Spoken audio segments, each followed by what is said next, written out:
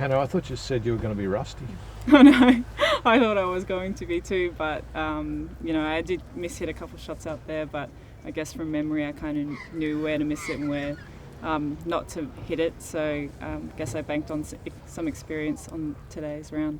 Even the ones you did miss hit, you kind of got away with. That wedge on 3 was not exactly pretty, and then it nearly went in. I know, exactly. It was kind of an awkward number for me there, and I knew the greens were getting firm and downwind, so yeah, got away with that one, but even a couple putts didn't quite get it to the hole, not enough pace, but definitely not complaining on today's round.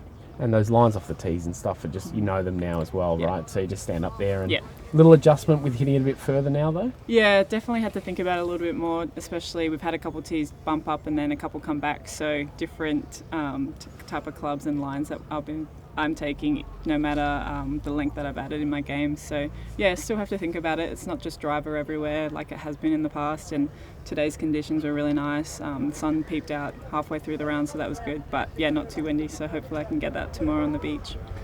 What have the last few weeks been like for you, Hannah, since you couldn't get to Royal Queensland? What have you been up to? Just practicing and playing as much as possible. Haven't really taken too many days off this pre-season. Usually I'll take a Sunday off, but had other things on, so, and also because the tour's been playing, I've also been motivated to get back out there and try and do what I need to do while I'm here in Australia before I get out there, but nothing really too different in the practice. I just probably more intensity when I'm playing and practicing versus just having a chin wag while I'm practicing, and trying to make sure that I'm not spending too much time out there and making it worthwhile when I'm practicing. Okay, and when was your previous tournament prior to this one? So CME Tour Championships, so that would have been the second last week of November, so 10-12 weeks ago now. So yeah, thought I would be a bit more rusty, but we'll see what my game's like when I get onto the beach. Can you remember, well I suppose with COVID it might have been, but when you would last have had that bigger gap between tournaments?